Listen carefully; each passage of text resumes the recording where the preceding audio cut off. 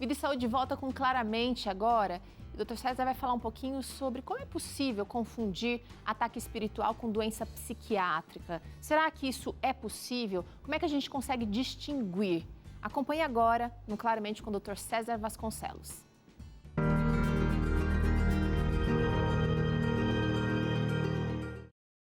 Olá, muito obrigado por sua participação e sua audiência aqui, inclusive enviando suas perguntas para o Claramente.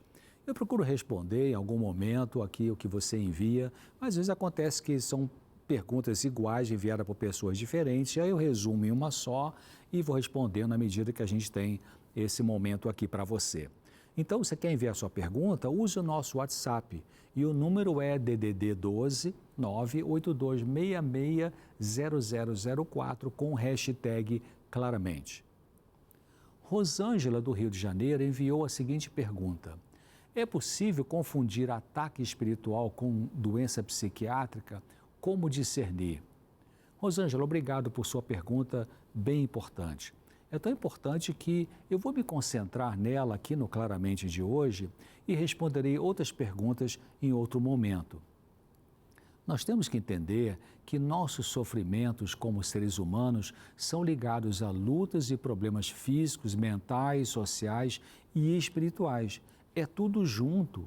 A gente separa por uma questão de ou didática ou por ignorância, ou seja, por não saber que nossa mente funciona com aspectos físicos, biológicos, psicológicos e espirituais também. Nem sempre é fácil distinguir se o que está perturbando uma pessoa é de origem psicológica ou espiritual, porque isso se mistura. Nada é só de uma origem exclusiva. Por exemplo, quando você está com um sentimento de orgulho te dominando e demonstra isso por um comportamento, vamos dizer, prepotente ou arrogante, isso pode ter uma causa emocional, psicológica, por exemplo, uma insegurança, e pode ter uma causa espiritual, o pecado do orgulho. Lembrando que podemos definir pecado, além do seu conceito básico, que é a transgressão da lei moral de Deus, os 10 mandamentos, pecado é tudo aquilo que machuca você. A Bíblia mostra de modo transparente que seres humanos podem ser possuídos por anjos maus do mundo espiritual. A realidade é muito mais do que podemos ver com nossos olhos físicos. Tem muita gente movida por seres espirituais malignos sem perceberem isso. Daí elas roubam pela corrupção, machucam os outros com violência, são dominadas pelo materialismo, influenciadas por sociedades secretas e até produzem artisticamente movidas pelo maligno. Quando uma pessoa está sob o domínio de seres espirituais maus, ela não tem necessariamente manifestações extravagantes como gritar, rasgar roupa, se contorcer. Ninguém pode perceber que ela está possuída pelo maligno. Veja, por exemplo, esse texto no Evangelho de Lucas, no capítulo 22, e nos versículos de 1 ao 4, que diz assim: estava se aproximando a festa dos pães sem fermento, chamada Páscoa, e os chefes dos sacerdotes e os mestres da lei estavam procurando um meio de matar Jesus, mas tinham medo do povo. Então Satanás entrou em Judas, chamado Iscariotes, um dos 12. Judas dirigiu-se aos chefes dos sacerdotes e aos oficiais da guarda do templo e tratou com eles como lhes poderia entregar Jesus. Então veja que nesse momento em que o chefe dos anjos maus possuiu Judas, esse que era um dos discípulos de Cristo agiu externamente como se nada tivesse ocorrido de diferente com ele. Mas o que foi que ele foi fazer movido pelo maligno? Foi fazer o acerto com algumas pessoas para combinar a traição ao Senhor Jesus. Quem você acha que domina a mente das pessoas envolvidas em corrupção, em propinas? Importante entender que existe uma diferença entre opressão demoníaca e possessão demoníaca. O apóstolo Pedro, em certa ocasião, foi opresso pelo mal.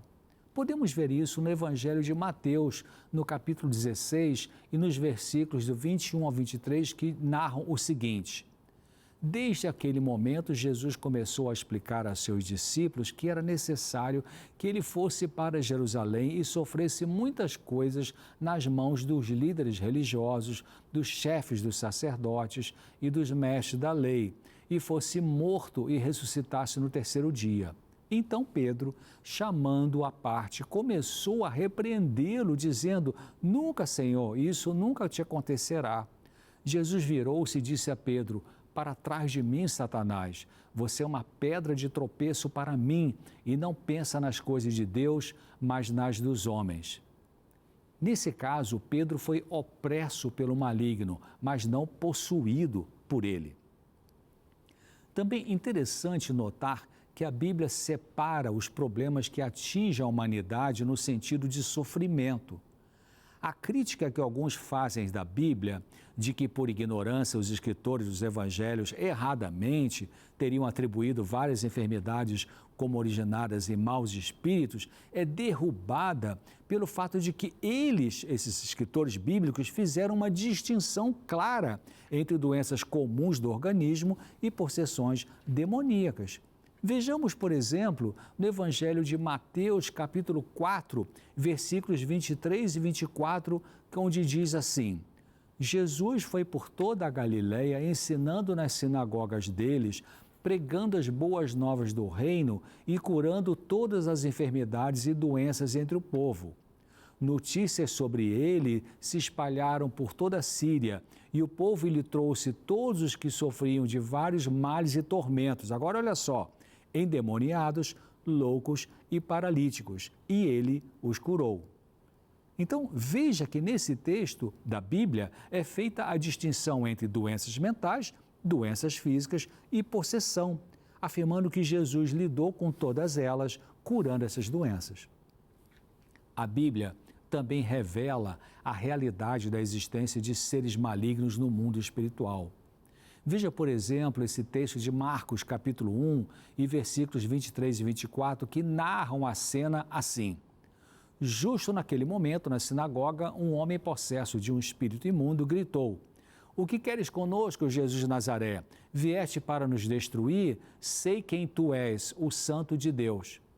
Então, veja que aquele homem estava realmente possuído por um demônio e diante de Jesus o demônio falou.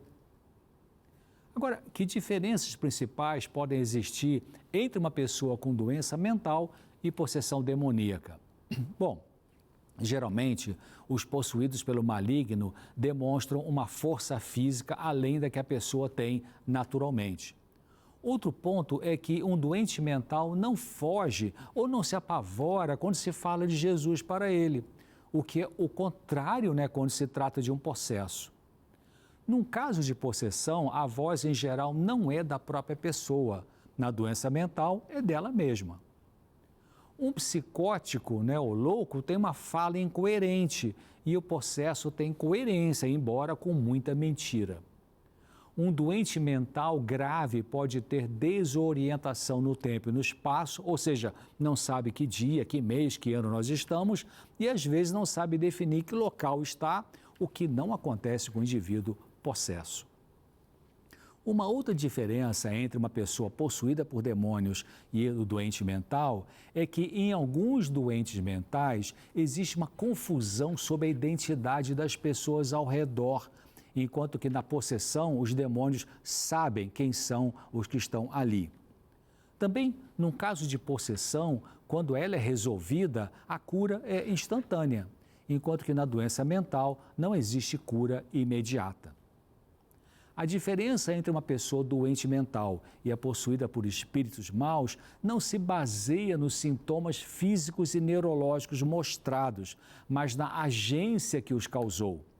Agora, o mais aliviante e importante de tudo isso é que podemos ser possuídos pelo Espírito de Deus, o que produz paz, serenidade, força para viver, honestidade. As pessoas que rejeitam a verdade estão fazendo uma aliança com o mal. Isso não é brincadeira, é coisa séria. Os que persistentemente recusam ou negligenciam obedecer aos apelos em sua consciência operada pelo Espírito Santo acabam cedendo ao controle de Satanás. Olha esse texto. Depende inteiramente do próprio homem demonstrar se ele mesmo operará, o que significa que Satanás o manejará ou se será dirigido pelo Espírito de Deus. Isso está em Testemunho para Ministro, página 288. Então, escolha a verdade, escolha Deus. Espero você aqui em breve, se Deus quiser. É sim, doutor César, obrigada. Te espero no próximo Claramente aqui, que vai ser sexta-feira. Mas você que gostou desse Claramente, que foi esclarecedor para você, pode rever, pode compartilhar. Está disponível na nossa playlist lá no YouTube, no endereço youtube.com/Vida e Saúde NT. E esse Claramente, doutor César, veio justamente para mostrar que nós somos pessoas integrais. Tudo que a gente faz para o nosso corpo vai afetar a nossa mente, vai afetar também a questão espiritual e vice-versa. Nós somos pessoas integrais. Então, vale a pena você rever esse conteúdo aí com o Dr. César e compartilhar também. A gente pausa agora para o intervalo. Na volta, você aprende a fazer essa torta de laranja e limão que você vai amar. Olha aí, que imagem linda na sua tela e com ingredientes possíveis que você consegue achar e fazer por aí. Vida e Saúde volta já.